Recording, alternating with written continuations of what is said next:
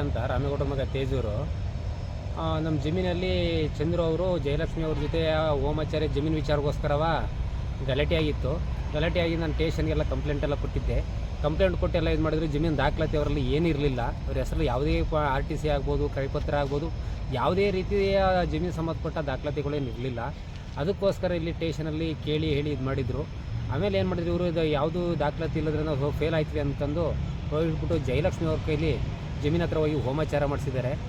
ಚಂದ್ರು ಅವ್ರಿಗೆ ಇದು ಹೋಮಾಚಾರ ಏನು ಹೊಸದೇನಲ್ಲ.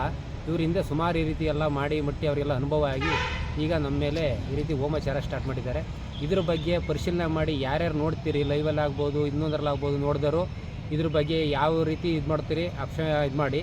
ಮತ್ತು ಜೊತೆಗೇನು ಅಂತಂದರೆ ಚಂದ್ರು ಅವರು ಜಮೀನು ವಿಚಾರವಾಗಿ ಅವ್ರ ಪರವಾಗಿ ಬಂದು ನಮ್ಮ ಅಪ್ಪಾಜಿ ಅಳತೆ ಎಲ್ಲ ಮಾಡಿಸಿದ್ರು.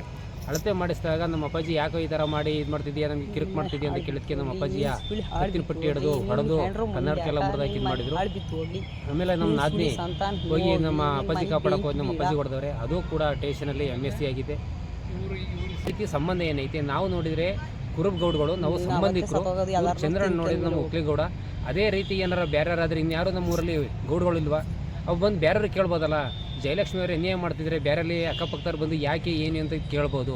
ಚಂದ್ರಣ್ಣ ಅವ್ರಿಗೆ ನಮ್ಮ ಪಕ್ಕದ ಜಮೀನೇನಲ್ಲ, ನಾವು ಅವ್ರ ಮನೆಗೂ ನಮಗೆ ಪಕ್ಕದ ಮನೆ ಏನಲ್ಲ. ಅವರು ನಾವು 500-600 ಮೀಟ್ರ್ ಹೆಚ್ಚು ಕಡಿಮೆ ಇದ್ದೀವಿ. ಚಂದ್ರಣ್ಣ ಅವ್ರಿಗೆ ನಮಗೆ ಯಾವ ದ್ವೇಷ ಐತೆ ಗೊತ್ತಿಲ್ಲ. ಇವ್ರ ಮೇಲೆ ಹೇಳ್ಕೊಟ್ಟು ಇಲ್ಲದೆಲ್ಲ ಸೃಷ್ಟಿ ಮಾಡಿ ನಮಗೆ ಈ ರೀತಿ ಹಿಂಸೆ ಕೊಡ್ತಾವ್ರೆ. ಆಮೇಲೆ ಕಂಪ್ಲೇಂಟ್ ಎಲ್ಲ ಆಗಿದೆ.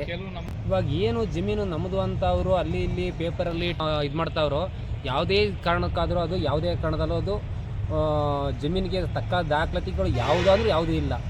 ನಾವು 5 ಎಕರೆ 1 ಗುಂಟೆ ಪೈಕಿಲಿ 1948 ಇಸ್ವಿಲಿ ನಮ್ಮ ತಾತ ತಿಮ್ಮೇಗೌಡ ಅವ್ರ ಸಣ್ಣೇಗೌಡ ಮೂಡ್ಲಿ ತಿಮ್ಮೇಗೌಡರ ಹತ್ರ ಕ್ರಯ ಮಾಡಿದರು. 2ನೇ ಕ್ರಯದಾರು ತಿಮ್ಮ ಬಿನ್ ಕರಿಯಪ್ಪ ಅಂತ, 3ನೇ ಕ್ರಯದಾರ ಬಿ ನಿಂಗೇಗೌಡ ಬೋರೇಗೌಡ ಅಂತ. ಅವರು ಅಂಕನಕ್ನಳ್ಳಿ ಎಡಣೆ ಗ್ರಾಮದವರು. ಅವ್ರ ಹೆಸರಲ್ಲಿ ಜಯಲಕ್ಷ್ಮಿ ಅವ್ರಿಗಾಗಲಿ ಆಸ್ತಿಗಾಗಲಿ ಯಾವುದೇ ರೀತಿ ಸಂಬಂಧ ಇಲ್ಲ. ಇವರು ಇದೇ ರೀತಿ ಬೇರೆಲ್ಲ ಕೆಲವಾರು ಜಮೀನುಗಳು ಕಬಳಿಸೋಕ್ಕೋಸ್ಕರ ಅವರಿಗೆಲ್ಲ ಹೋಮಾಚಾರ ಮಾಡಿ ಎದುರಿಸಿ ಬೆದರಿಸಿ ಇದು ಮಾಡೋರೆ. ಅದೇ ರೀತಿ ನಮ್ಮನ್ನು ಎದುರಿಸ್ಬಿಟ್ಟು ಹೋಮಾಚಾರ ಮಾಡಿ ನಮಗೆ ಈ ರೀತಿ ಎಲ್ಲ ಇದು ಮಾಡಿಬಿಟ್ಟು ಈ ಜಮೀನು ಕಬಳಿಸ್ಬೇಕು ಅಂತ ಇದು ಮಾಡ್ತಾವ್ರೆ.